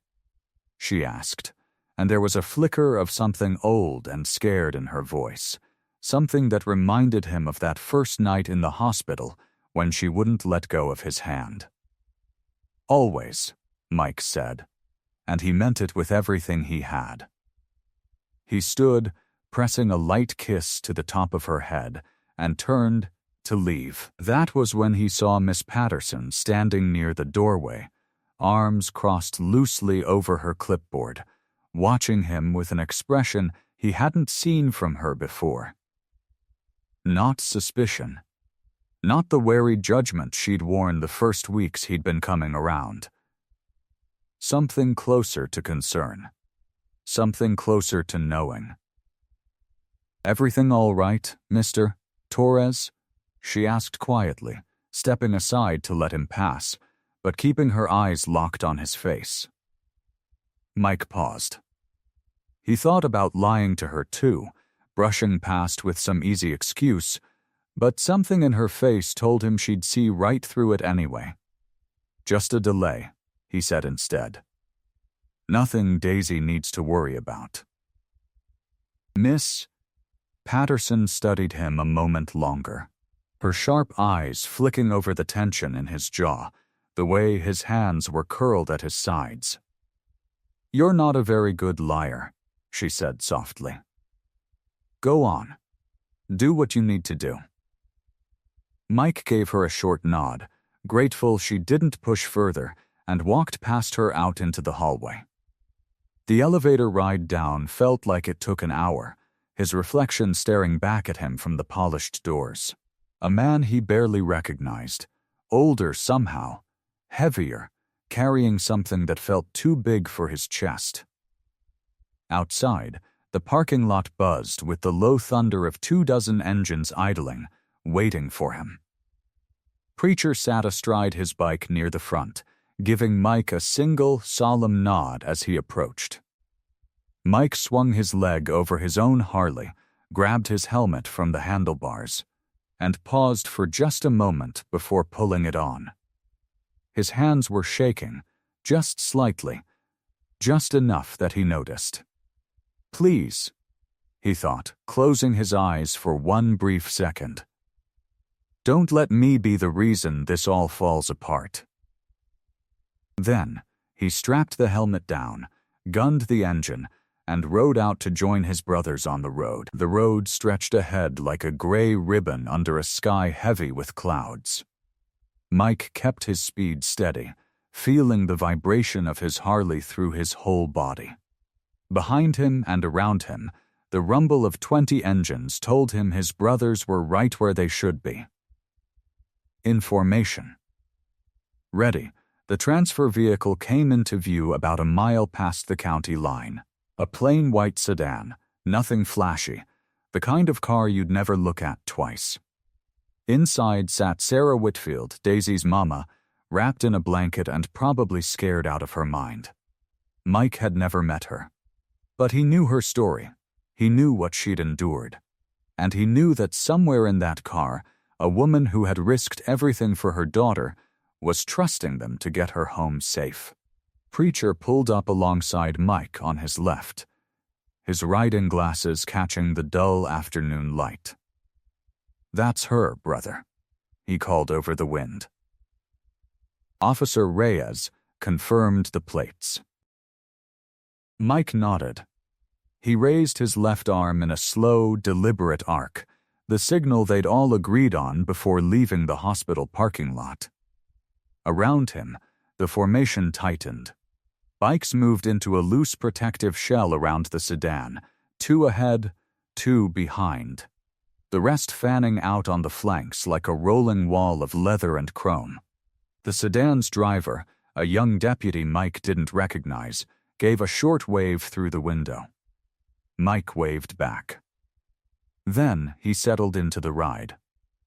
For a while, it felt almost peaceful. The highway was quiet, empty of traffic, nothing but open farmland and occasional stands of oak trees. Mike kept his eyes scanning the road ahead, the shoulders, the tree lines. He knew better than to let the quiet fool him. Quiet was where the danger hid. Rico pulled up on his right, his face tight under his beard. "How far to the bridge?" 5 miles, Mike called back. "Once we cross, we're in Millbrook. Police station's 10 minutes past that." Rico nodded but didn't look reassured. Neither was Mike. 5 miles was plenty of time for something to go wrong. They passed a faded billboard for a diner that had closed years ago, then a crossroads with a gas station that looked abandoned. Then, nothing but more farmland. The sedan held steady in the middle of the formation, the deputy keeping a careful speed, not too fast, not too slow. Sarah was safe in there. Mike kept repeating that to himself like a prayer. That was when he saw it. Up ahead, maybe a half-mile past a stand of scrub pines, the road crossed a narrow bridge. Old iron railings, a single lane each way. And coming at them from the other side, moving too fast, swerving like a drunk or someone in a fury, was a dark, green pickup truck. Mike's blood went cold. He knew that truck. They all knew that truck. Every man in the club had been shown the photo that Officer Reyes had texted to Mike's phone the night before. A 2018 Ford F-150, dented on the passenger side, a dent from where Raymond Kessler had slammed into a parked car in a rage 3 years ago. The truck swerved hard, kicking up gravel, and planted itself sideways across the road just before the bridge, blocking both lanes. Mike's hands tightened on the grips. Every instinct screamed at him to gun the engine, to charge, to end this right now. But he forced himself to breathe, to remember what Daisy needed from him, what Sarah needed, what he had promised himself he would be. He raised his left arm high, fingers spread, palm flat. The signal for hold. The signal for no engagement. Around him, the engines throttled down. The formation tightened even closer around the sedan, but nobody broke ranks. Nobody charged. His brothers trusted him, and he would not betray that trust now. Mike pulled out his cell phone, punched a speed dial, and put it to his ear under his helmet. "Officer Reyes," he said, his voice flat and hard. "He's here. At the bridge just past the county line. We're holding formation, but he's blocking the road." On the other end, Reyes's voice crackled with tension. "Stay where you are. Don't engage. I'm 4 minutes out." 4 minutes might be too long, Mike said. But he didn't rev his engine. He didn't move. He just sat there, his brothers around him, the bridge ahead, and the man who had hurt his girl waiting for them. And Mike held his line. The truck door flew open. Raymond Kessler stepped out onto the cracked pavement, and Mike got his first real look at the man who had hunted a mother and daughter through leaves and fear and blood. He was tall, weary, with the kind of face that might have looked normal in a grocery store or a gas station. But his eyes were wrong, wild, bloodshot, a man who had run out of patience with the world and decided to take it out on whoever stood closest. "Sarah," Kessler shouted, his voice cracking across the empty road. "Sarah, I know you're in there. Open the door." He started walking toward the sedan, fast, his fists already clenched. Mike's stomach dropped. Every nerve in his body wanted to gun the engine and put himself between Kessler and that car in half a second. But he held the signal high. Hold. Hold. Hold. Preacher was already moving, not toward Kessler with fists swinging, but sideways, calm and deliberate, walking his bike a few feet and then swinging off it to stand in the road. Rico did the same on the other side. One by one, down the line, the Iron Souls dismounted and stepped forward, until there was a solid wall of leather and denim and crossed arms standing between Kessler and the sedan. Nobody said a word at first. They just stood there. Kessler skidded to a stop a few feet from the wall of bikers, chest heaving. "Move," he said. "This isn't your business. This is my family." "Don't look like family to me," Rico said, his voice low and even. "Family don't run from you screaming." Kessler's eyes darted side to side, searching for a gap, a weakness, anything. There wasn't one. 20 men stood shoulder to shoulder, arms folded, feet planted, faces unreadable behind beards and sunglasses. Not one of them raised a fist. Not one of them stepped forward to throw a punch. They didn't need to. They simply would not move. "You don't understand," Kessler said, and his voice cracked, something desperate creeping into the fury now. "She's mine. She took my kid and ran. I got rights. You got a warrant out for your arrest," Mike said, finally speaking, his voice carrying down the line without him needing to shout. "That's what you got." Kessler's face twisted. He lunged sideways, trying to slip around the edge of the wall, but Preacher shifted his weight without even looking like he was trying, and closed the gap before Kessler got 2 steps. Kessler tried the other side. Rico did the same thing, smooth and immovable as a fence post. "Move." Kessler screamed, and this time his voice broke completely, the sound of a man realizing the world had stopped bending to his will. He shoved at Preacher's chest with both hands. Preacher didn't budge, didn't swing back, just absorbed the shove like a tree in the wind, and stood right back where he'd been standing. "You can push all day," Preacher said quietly. "We ain't going nowhere." Kessler stumbled back a step, breathing hard, looking almost lost now, like a man who had built his entire plan around one moment of violence and had no idea what to do when that moment simply refused to arrive.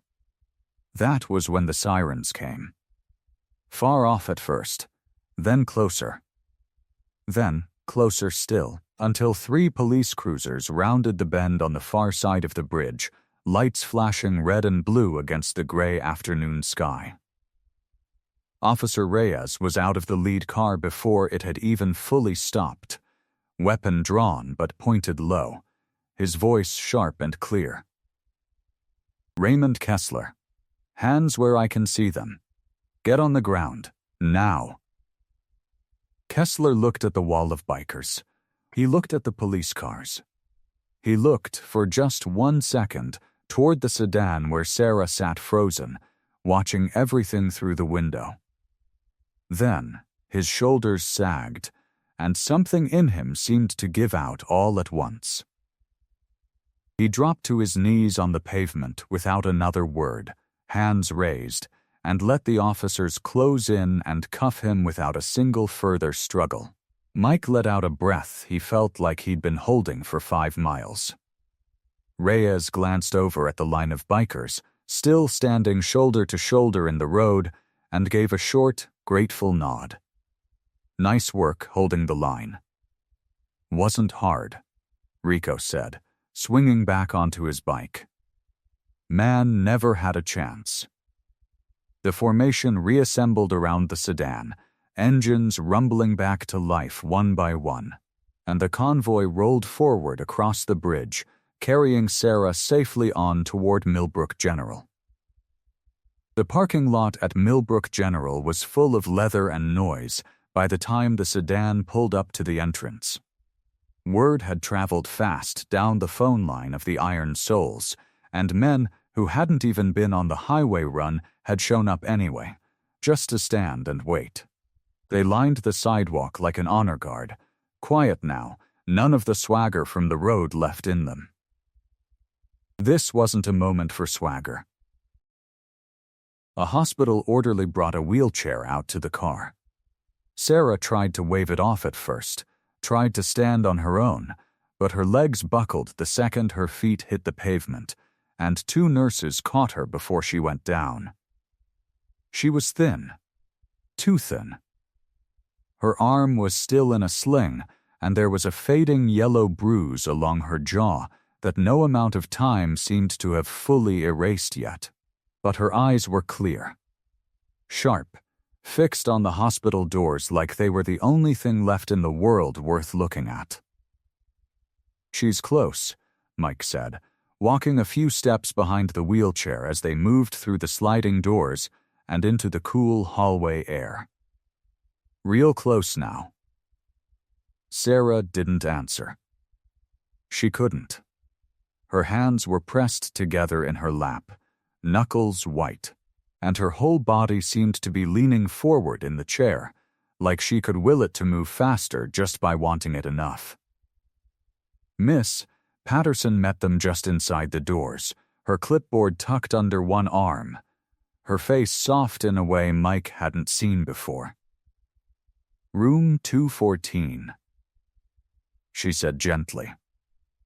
"Same room. She's been asking about her mama every single day." Sarah made a sound then, something between a laugh and a sob, and pressed the back of her good hand against her mouth.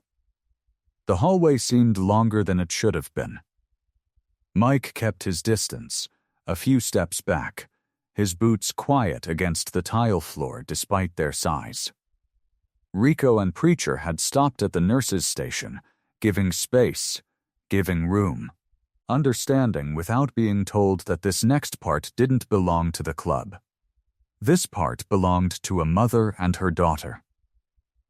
The wheelchair rounded the corner.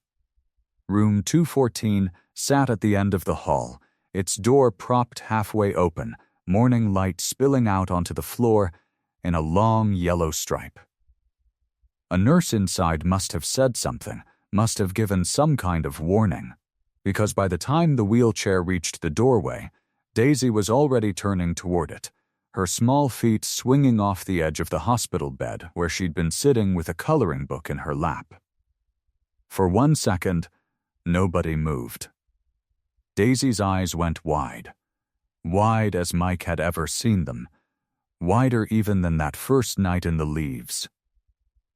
"Mommy."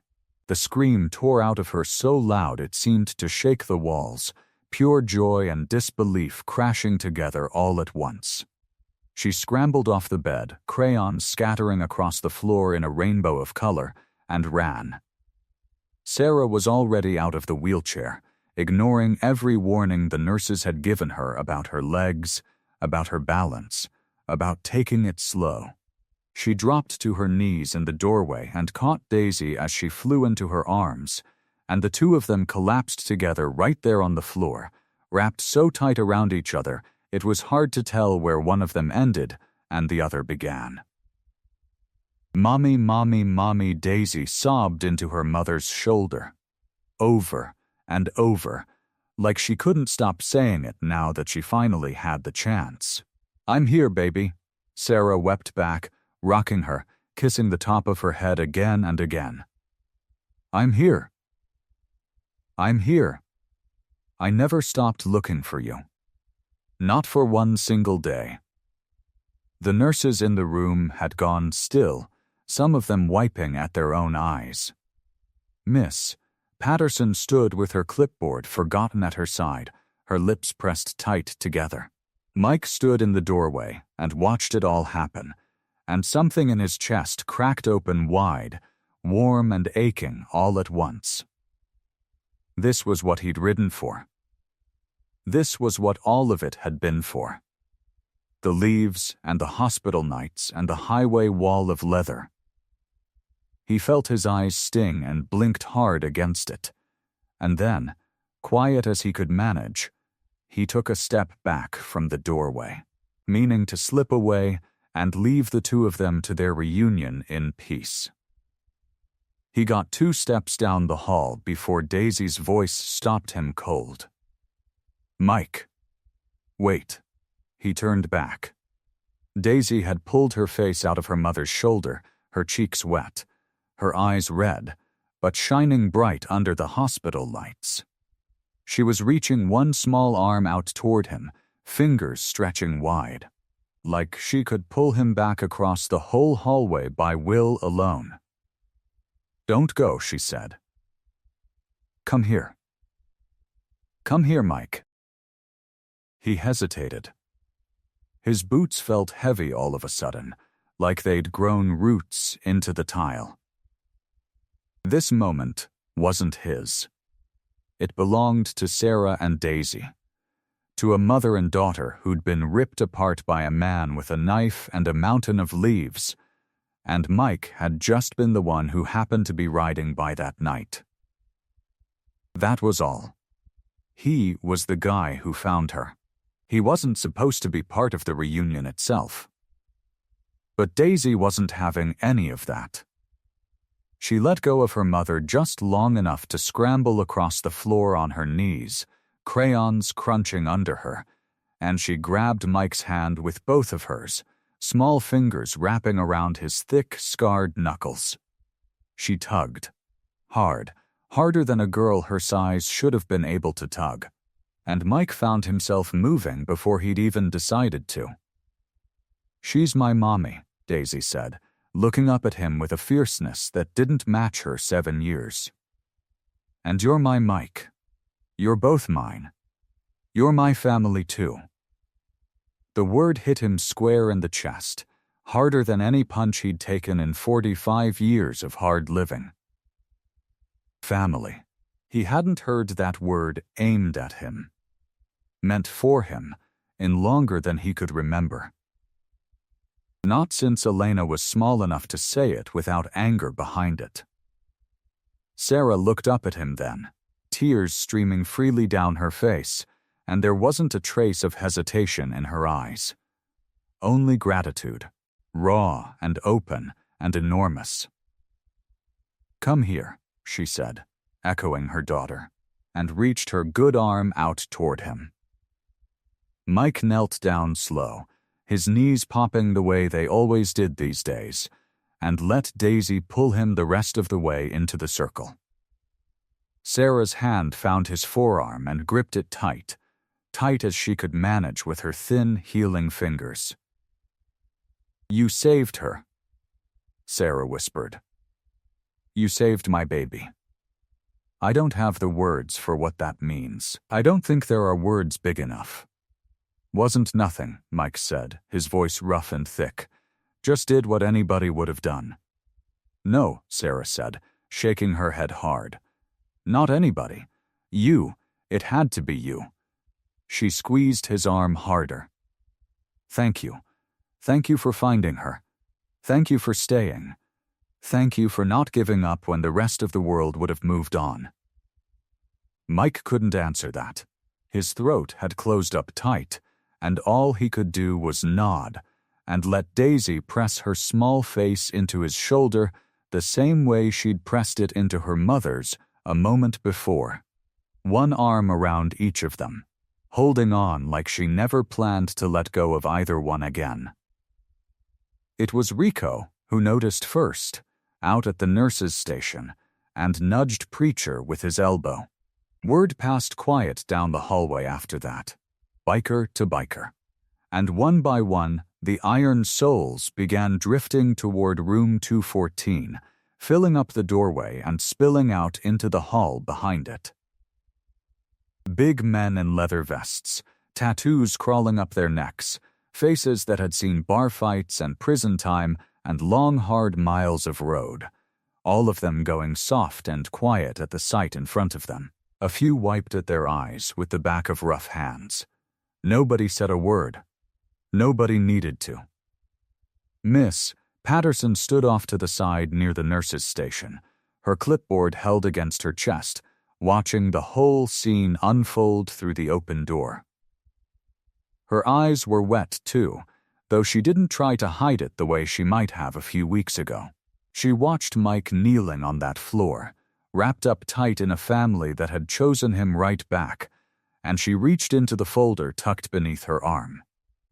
She pulled out a form, uncapped her pen, and signed her name at the bottom, without a second thought. The sun sat high and warm over Millbrook that Sunday. The kind of late spring day that made the whole world smell like cut grass and charcoal smoke. Sarah's little rented house sat at the end of a quiet street, white paint a bit chipped, a crooked mailbox out front. But it was hers. Hers and Daisy's. And on this particular Sunday, the small backyard behind it was packed full of leather vests and lawn chairs, coolers sweating in the shade, and the low rumble of laughter that only a dozen bikers could make together. The Iron Souls had taken over the yard like they owned it. Preacher stood at the grill, flipping burgers with a spatula that looked way too small in his big scarred hand, arguing with Rico about whether hot dogs needed to be split down the middle before cooking. Somebody had strung up a banner between two trees that said "Welcome Home" in letters that didn't quite match, like it had been made from leftover paint and love instead of any real plan. Music drifted low from a speaker propped on a picnic table, something with a steady beat that made a few of the older members tap their boots without even noticing they were doing it.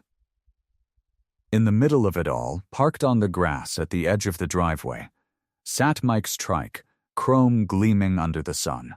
"Okay," Mike said, crouching down in front of Daisy, who stood in front of him wearing a helmet 3 sizes too big, the strap cinched tight under her chin. "Rule number 1. You hold on to me. Both hands. You don't let go, not for nothing. Not even for a butterfly?" Daisy asked, dead serious, her eyes wide behind the helmet's visor. "Not even for a butterfly," Mike said, keeping his face just as serious, though the corner of his mouth twitched.